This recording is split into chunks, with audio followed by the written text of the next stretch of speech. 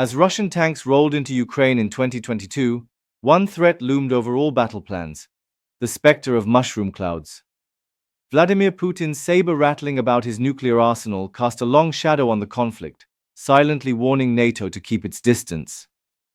Now, leaders from Beijing to Pyongyang are surely taking note.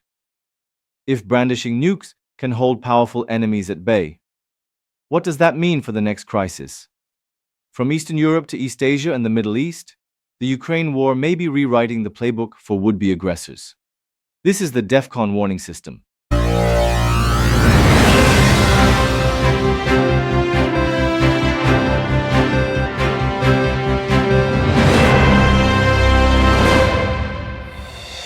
If you value non-sensational fact-based nuclear risk updates, please like this video so it reaches more people and subscribe with notifications for the next briefing.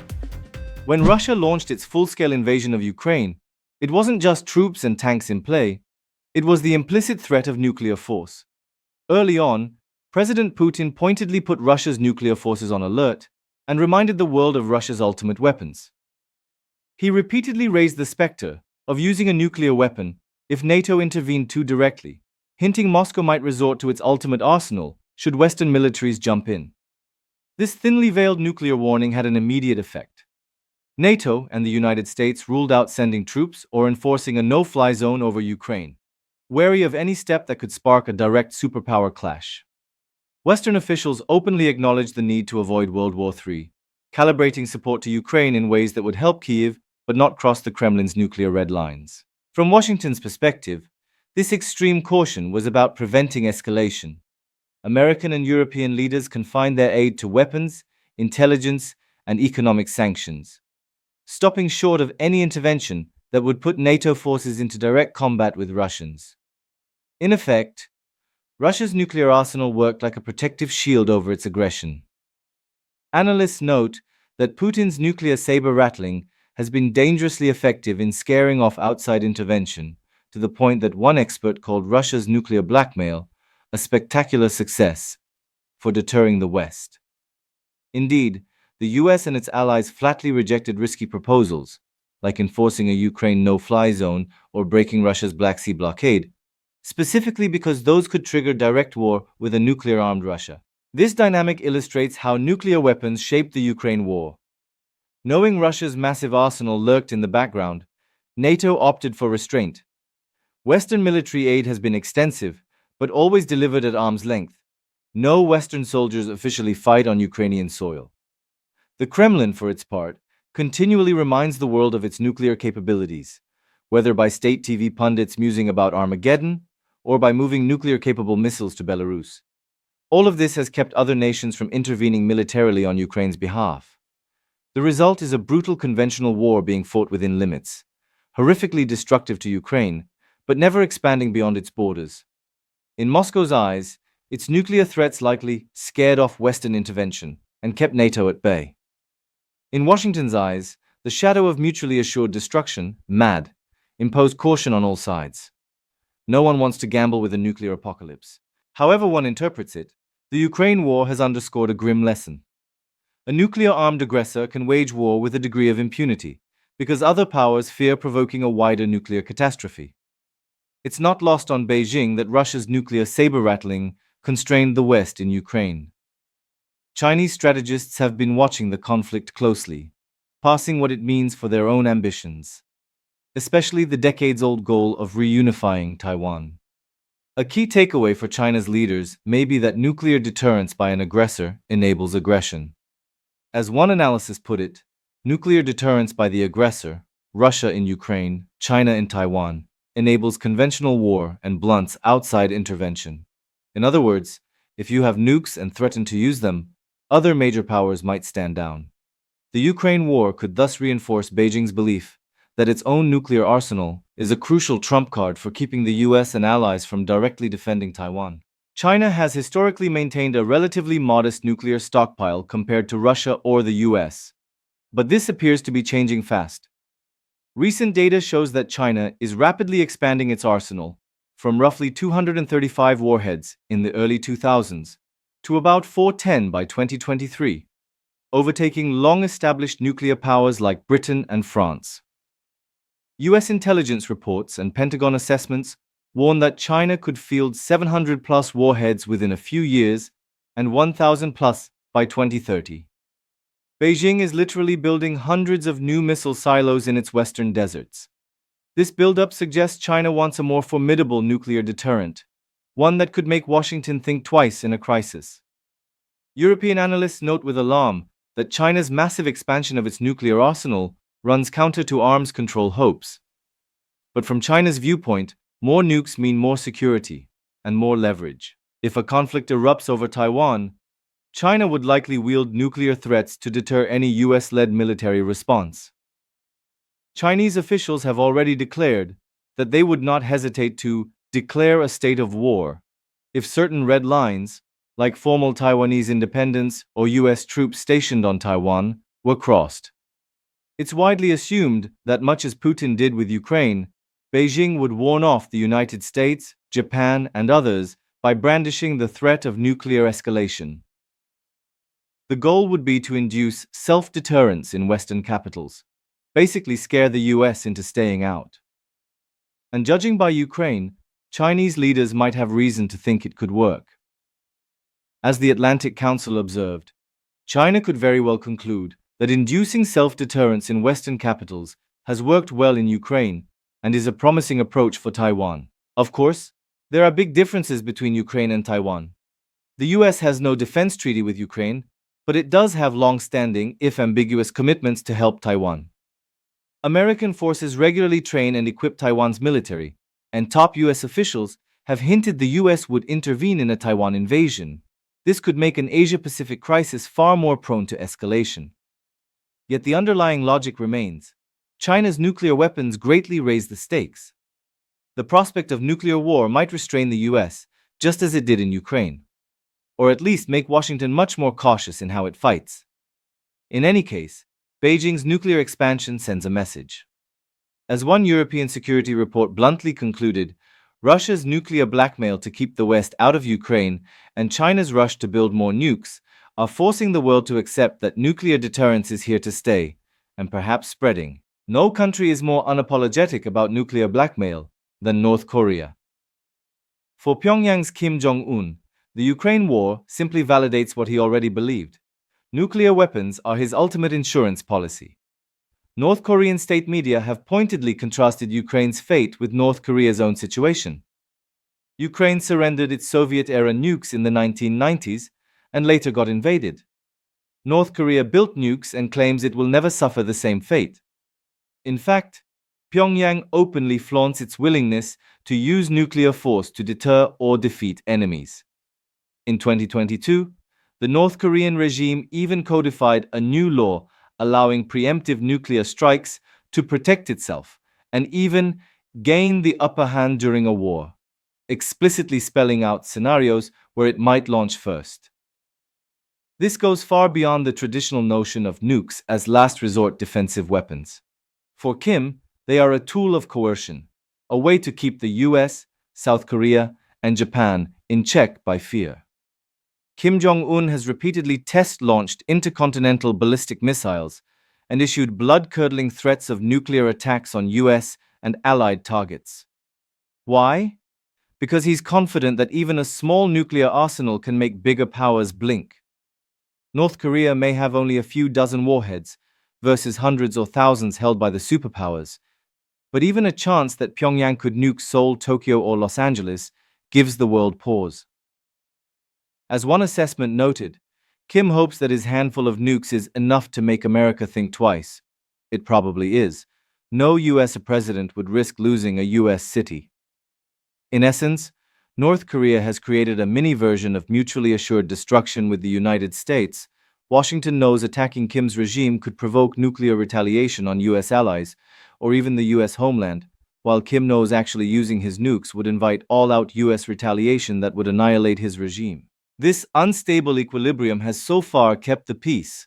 Despite fiery rhetoric, Pyongyang hasn't dared actually use a nuclear bomb, and the US hasn't dared to attack North Korea outright. Deterrence, however fragile, is doing its grim job. From North Korea's perspective, The Ukraine war is a cautionary tale.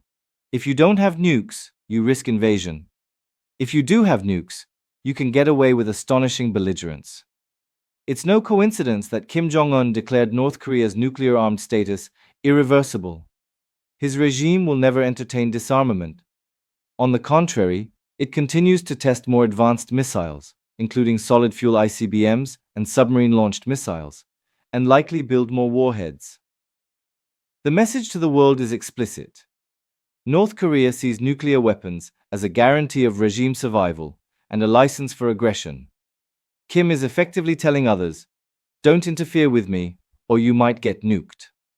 And so far, the international response, mostly sanctions and stern statements, has not imposed any real cost on Pyongyang's nuclear bravado. It's nuclear blackmail in pure form, and every passing year that it goes unpunished is a lesson to other would-be nuclear states. For Iran, which doesn't yet have nuclear weapons, the Ukraine war's lesson is being absorbed with keen interest. Iranian leaders publicly insist they aren't seeking the bomb, citing religious edicts against weapons of mass destruction. But their actions, like enriching uranium to near weapons grade, tell a more ambiguous story. Geopolitically, Iran can't ignore what's happening. They see that North Korea, once it got nukes, can even deter superpowers, while states that gave up nuclear programs, like Libya, which disarmed in 2003, or Ukraine, later became vulnerable to regime overthrow or invasion. This object lesson isn't lost on hardliners in Tehran. As analysts from the DEFCON warning system have observed, some Iranian strategists likely see deterrence value in nukes. If Iran had even a few nuclear warheads, it could dramatically shift the power balance in the Middle East. Suddenly, Tehran might calculate that the United States would hesitate to intervene militarily against an Iranian aggression for fear of sparking a nuclear exchange. One hypothetical scenario often discussed is an Iranian showdown with Israel. Iran's clerical regime frequently calls for the end of the Israeli state, though mostly in rhetorical terms, and Israel, for its part, views a nuclear-armed Iran as an existential threat. Currently, Israel is widely believed to have its own undeclared nuclear arsenal, serving as the ultimate safeguard against annihilation. If Iran were to build the bomb, the region would enter a true mad standoff between Tehran and Tel Aviv. In theory, mutual nuclear fear could make both sides more cautious, much as India and Pakistan or the US and USSR avoided outright war once both had nukes. But the Middle East's brew of ideological zeal, proxy militias, and hair-trigger hostilities would make a nuclear balance particularly perilous. Miscalculations or extremist gambits could spiral out of control. Iranian leaders might believe that having nukes would deter the US from coming to Israel's aid in a conflict, just as Russia's nukes deterred aid to Ukraine. And indeed, if Tehran could threaten American cities or US forces in the Gulf, Washington might have to think twice about marching to Israel's rescue. On the flip side, Israel might feel compelled to take preemptive action before Iran ever reaches that point, precisely to avoid being held hostage by Iranian nuclear blackmail down the road. At present, Iran remains a threshold nuclear state, capable of producing a bomb's worth of fissile material in fairly short order, according to the UN, but not confirmed to have built an actual weapon. The Ukraine war seems to underline the benefits of crossing that threshold. It shows Tehran's hardliners a compelling cause and effect. Get the bomb, and you can pursue aggression, via proxies or directly, with a protective nuclear umbrella that keeps America and others at bay. In the Iranian view, nuclear weapons could be the key to freely projecting power in the region, without inviting direct US military retaliation. This is sobering for Israel, the US, and Gulf Arab states, all of whom fear that an Iranian bomb would embolden Tehran's adventurism.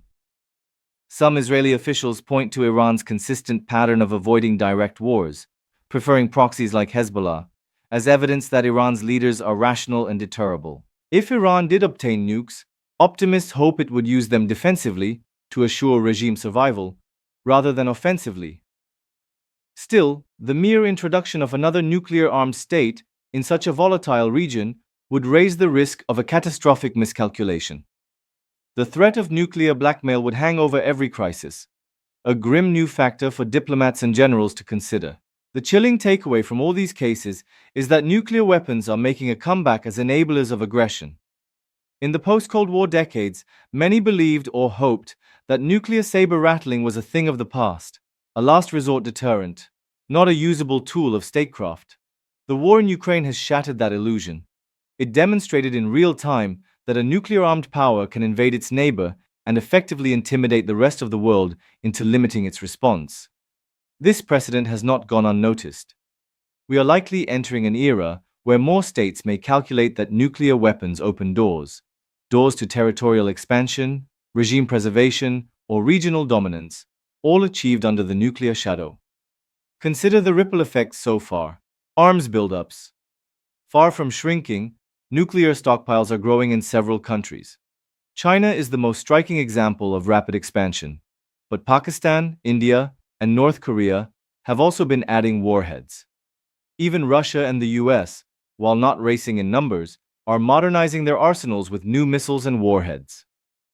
The overall trend is toward more nuclear arms in more hands, reversing decades of arms control progress. New nuclear aspirants. The success of Russia's nuclear coercion could embolden countries on the fence about pursuing nukes. Already, strategists in places like Iran and perhaps Saudi Arabia are surely thinking that not having the bomb is a major strategic handicap. The old security guarantees, like NATO's umbrella or UN assurances, look less convincing after Ukraine. In Asia, US allies like South Korea and Japan have also had public debates about whether they need their own nuclear deterrent, if the US might hesitate to act under nuclear duress. Bolder brinkmanship. Nuclear rhetoric is becoming more commonplace. Russian officials now routinely make veiled or explicit nuclear threats on state TV. North Korea publishes videos simulating nuclear strikes. The taboo against talking about using nukes has eroded, and with it comes the worry that the threshold for using a tactical nuclear weapon might lower. Each time Putin's bluster goes unpunished, or Kim's threats draw concessions, the concept of nuclear blackmail is reinforced as a viable strategy. That could make future showdowns, a Taiwan Strait crisis, an India-Pakistan clash, an Israel-Iran confrontation, even more unpredictable and dangerous. Yet, despite these dark trends, it's worth noting that direct nuclear conflict has so far been avoided. In Ukraine, NATO's caution and Russia's restraint, however cynical, have meant that the worst-case scenario, nuclear bombs actually being used, has been averted. The fear of mutually assured destruction still holds a powerful sway over decision-makers. Even Kim Jong-un, for all his threats, hasn't dared cross the line into actual nuclear use, likely because he knows it would be national suicide. So while nuclear blackmail is transforming how wars are waged and how other nations respond, the underlying logic of deterrence is not dead. It's just become more complex. For the general public, all this can be unsettling. We're entering a world where major wars might be contained by nuclear threats, until they're not. The Ukraine war may prove to be a template, a nuclear-armed aggressor attacking a non-nuclear neighbor, Western powers constrained to indirect support, and the conflict grinding on destructively. If so, we could see more Ukraine scenarios in the future. A Chinese move on Taiwan, an Indian-Pakistani border war, or a Middle East eruption could play out under similar shadow of nuclear caution. Each situation will have its own nuances, but the basic equation, nukes, worse caution for outside parties, seems here to stay. In the end, the threat of nuclear weapons is a double-edged sword. On one hand, it may deter total war between great powers. Nobody wants to trade blows directly with a nuclear-armed foe. On the other hand, that very hesitation can embolden those same nuclear-armed powers to act aggressively below the nuclear threshold, assuming others will shy away. It's a perilous tightrope. The world will need deft diplomacy, stronger international norms, and perhaps new arms control efforts to prevent nuclear posturing from spiraling into actual catastrophe. The lesson from Ukraine is stark. Nuclear blackmail works, but only until someone decides to call the bluff. In future wars, we can expect the threat of the bomb to loom large. Whether humanity can keep that threat from becoming reality will be the ultimate test of our collective wisdom. This is the DEFCON warning system.